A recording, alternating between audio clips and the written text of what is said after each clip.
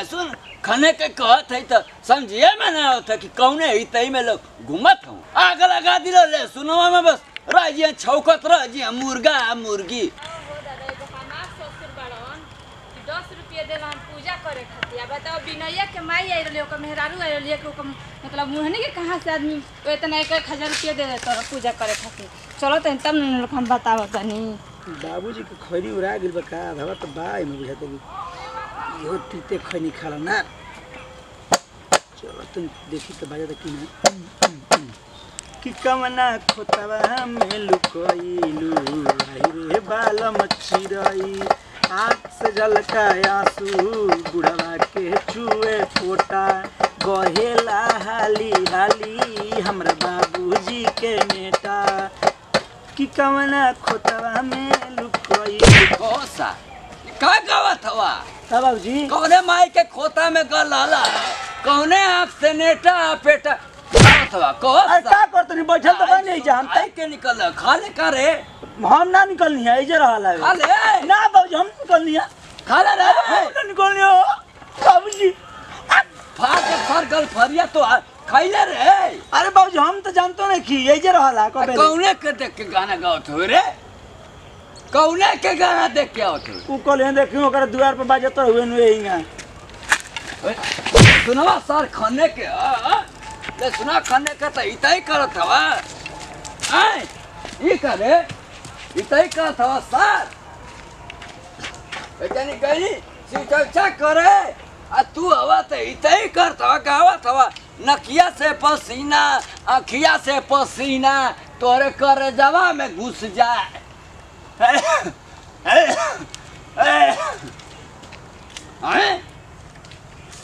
लहसुन साल के खाने कहती तो इतई करत हुआ लहसुन इनकर आज ही खनिया इनकर माये ये स्वर्ग से लहसुन खने खनत खनत करिया टेढ़ हो गल हमारो हैं का करतन हमर बिछिया बिछाना पर लिया कहलो सुनवा आय आ तबे से आई आग फूटल भी आय कबे गोमी अब सुबह बोलवी ना कुछ आय बर्तन यही पर खटे पर रह गेल बा कहो बहनी तू शिव चर्चा कर गललू ना तुम जाना घर ही न रह जा ए बहनी शिव चर्चा कर गललू का कर गललू हां शिव चर्चा करे गई रहनी हां तोरे शिव चर्चा में कहो ना तो धान में 10 रुपया देता नहीं जोखी के कतहिया कहीं जलेबिया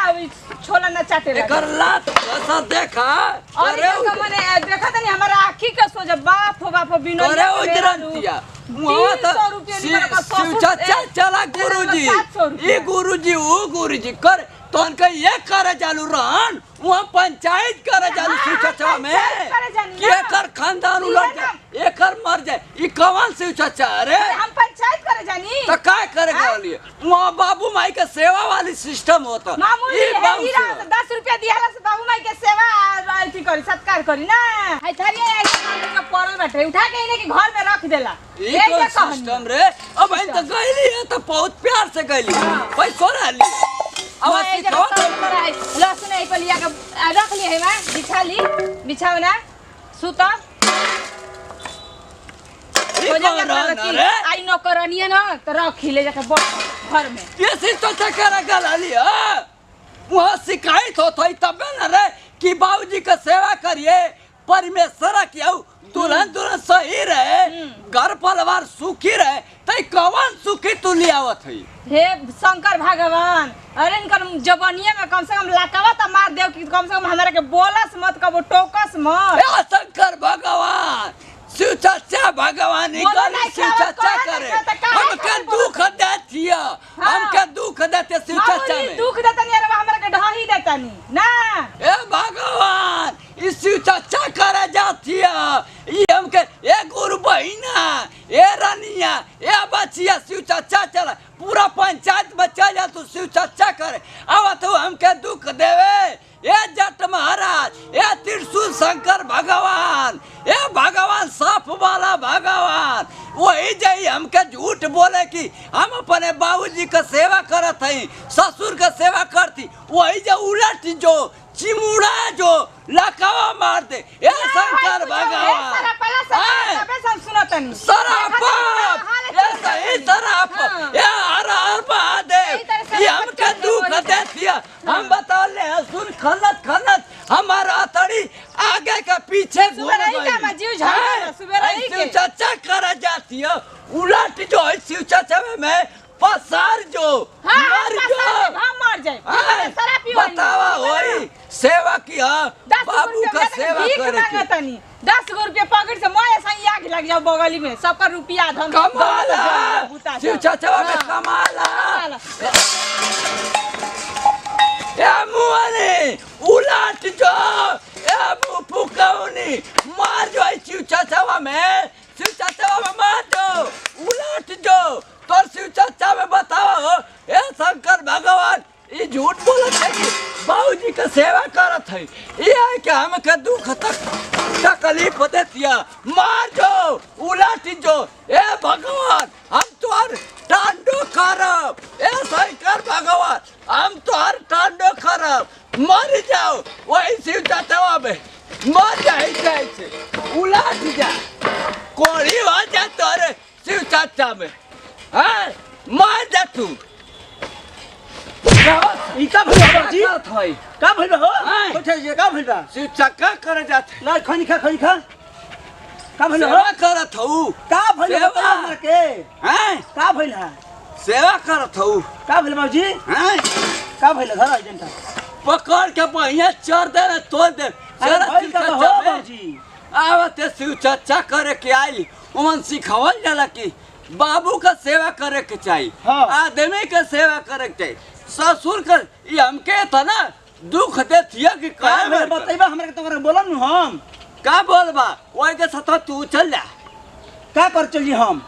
शिव चच्चा करवाओ तो कौन खराब काम करती है मैं तो करती है सिचा आय के हमसे झगड़ा करत है पूजा पाठ में का करल जाला बाबूजी का सेवा करल जाला आदमी का सेवा करल जाला घर बतावा बतर काहे न लौरी से मुंह बोला दू लौरी हां इस चर्चा करे जाते कि वह पंचायत कर करे जात नहीं बार बतावत हम देखो वहाँ पंचायत दुख सुख बतियावत है कुल अपने में कि नहीं ससुरा ऐसे कैल पतोया ऐसे कैल आय के लड़ जाते कुल घर है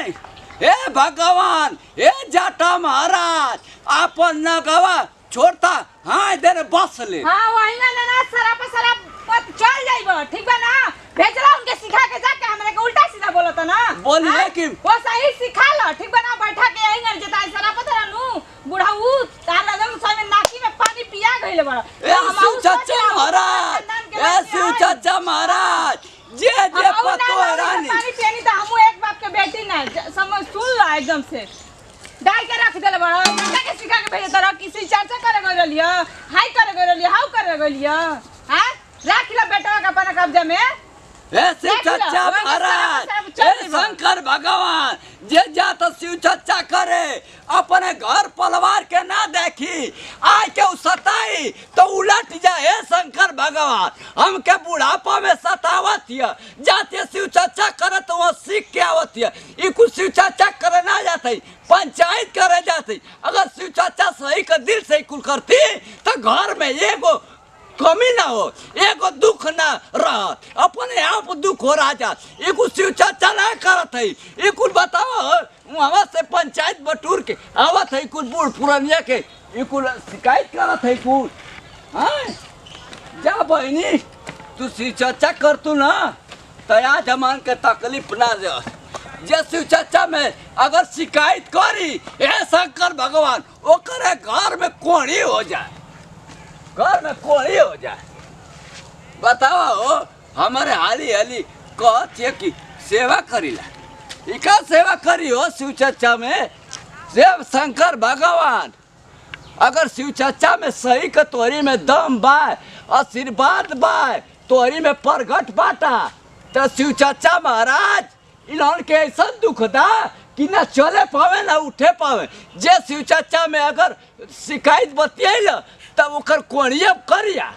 जाते लोग सिचर्चा करते इलाका कि भगवान के ध्यान दे आय के घर दुख तकलीफ देते लोग दा प्रणाम करते रहिए गौर छुका गोला तो हमरो वाला का छोटका लड़का छोटका बे खेसाई टू बे खास खबर का हमारे खेसाई टू डिजिटल वर्ल्ड और नेहा म्यूजिकल के सब्सक्राइब करी बेल आइकन बटन दबाई जेतना प्यार दुलार आशीर्वाद हमारा टीम पर देता यही तरी बनैले सजैले रखम भैया। हाँ, ये वीडियो बनाओ का संदेश उद्देश्य हमने के एगो ही बा हमने के नहीं कि चाहत कि मैंने कोनो चीज़ अपमान होकर शिव चर्चा में लोग जाता तो घर से पैसा लेके जाता है पूजा करके बोलिए जाकर कहते हे गुरु बहिना हय हो जाओ, हे गुरु बहिना फलाना के पति के सेवा करे कह, हे गुरु बहिना बाबूजी के सेवा कल जाला, ससुर के सत्कार कल जाला। आ घरे आवते पोतो ही का करते ससुर से लागा तरी सब बाजे घर के वो काम अच्छा से नहीं होकर, मगर वही जाकर लोग हे गुरु बहिना, हे भोलेनाथ, हे प्रभु, हे अगरदानी, हे डमरू वाला सब होखे लगा तो वही जा। मगर भैया शिव चर्चा अगर जे भी करता हम तो हाथ जोड़ के प्रार्थना विनती इहे करम के जौन शिक्षा रहुआ वही देता नहीं तो अपना सास ससुर के एजा करी, अपना पति करी, अपना लइकन के करी, उतना सेवा करी तो भगवान ऑटोमेटिक रहुआ घर में बसर रहन आ हर धन भन से भर रही, पूरा रुपया पैसा धन जन सब लागा रही। भैया तो हम ज़्यादा बोल रहे तो माफ़ी चाहते नहीं, यही से दी जब विदाई फिर से अगले वीडियो में जी। जय जवान जय किसान, भोजपुरी हमारा देश किसान कोना कोना पहुँचाए तनकी तनकी भोजपुरिया पहचान कट हमारे दुख ससुर को हई साफ। हे भगवान तारा कहाँ से बा? Camera action role. 10 रुपये देता है पूरा बर्तन में।